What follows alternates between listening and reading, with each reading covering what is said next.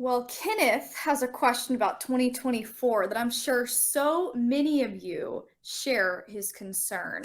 And it's that Dr. Turley, what are your thoughts on the deep state manufacturing a crisis in 2024 in order to postpone or even cancel the presidential election? I wouldn't put it past them. This is why it's so important to keep a long-term view here. First, gang, you have got to click on that link below and try for yourself the brand new technology behind My Pillow 2.0. It's amazing. Mike Lindell's completely outdone himself with a new fabric temperature regulating technology that keeps you comfortable all throughout the night. You're going to absolutely love this. I know I do. And you get the same amazing savings as always if you use promo code Turley.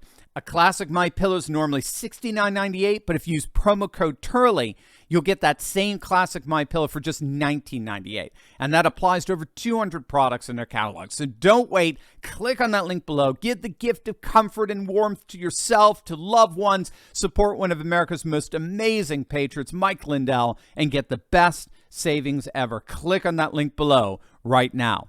I was asked today, we did our live stream today was like an hour and a half or so. It was almost hit it was the longest live stream we did just because people had so many questions and so many interactions.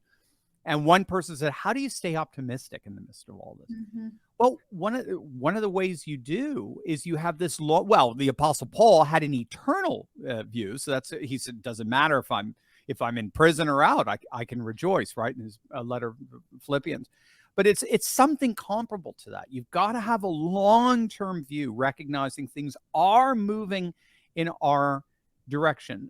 If you had the eyes to see at the end of the Civil War, when the South was just destroyed and the nation was reeling from 600,000 deaths and the like, more than any other war we've ever fought, if I recall, combined outside the United States.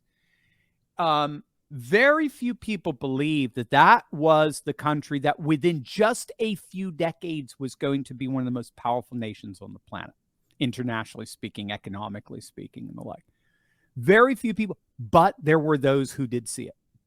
There were those who saw, particularly in the mid to late 19th century, that the United States was on task of becoming the single greatest economic giant the world had ever seen. And of course, it happened around World War I, and then it was definitely solidified by World War II when Britain was too saddled with debt and couldn't keep that number one position anymore. Now, if you have the long-term view, you could see we're going to get there. Right. We're going to get to that, as it were, promised land. But think about all of the obstacles we had getting there. Just think about all of the depressions. Think about all of the recessions. Think about all the bank crises. Think about the wars. Think about all the insanity the deep state was put. Think about all the dead of World War I, World War II combined, just American deaths, let alone, right?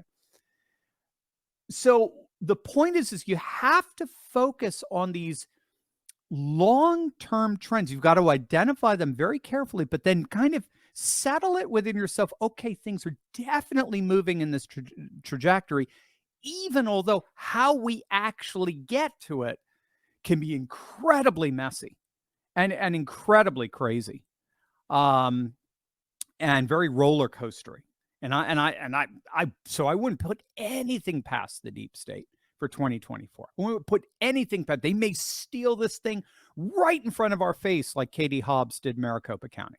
They may do it that brazenly, because what are you going to do about it? Kind of thing. So, so you got it. So yeah, it's very concerning. But what I try to pump everybody up with every day in the analysis is I try to fill in any gaps you might feel concerned that we're actually falling apart and we're regressing. It looks like it because they're exercising so much of their despotic tendencies right now here at home. And they're doing it less and less abroad because they're getting the dolts in DC, the demons in Davos, bullies in Brussels are just getting defeated everywhere internationally. You look at the news coverage in China, in India, in Russia, in Turkey, and sub-Saharan Africa. They're in the Middle East. My heavens, I would say they're laughing as they're not just laughing. Saudi Arabia and Iran, two mortal enemies, are holding hands, laughing at us. They're friends now, recalibrated around Russia and China. So the world is leaving us behind. Now you might say that's terrible. That's terrible. It's terrible in the sense that yeah, it sucks. It's a rough price to pay. But in the process, inevitably, the globalist powers that be that see their empire shrink abroad are going to start imposing the same dictatorial tactics here at home that they were imposing abroad. And now it's our turn to push back against them around like the rest of the world.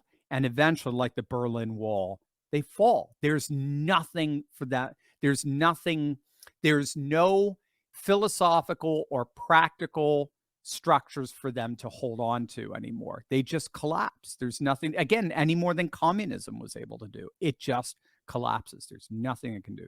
So I wouldn't put anything past them. But even if they did it, just means we fight all the harder.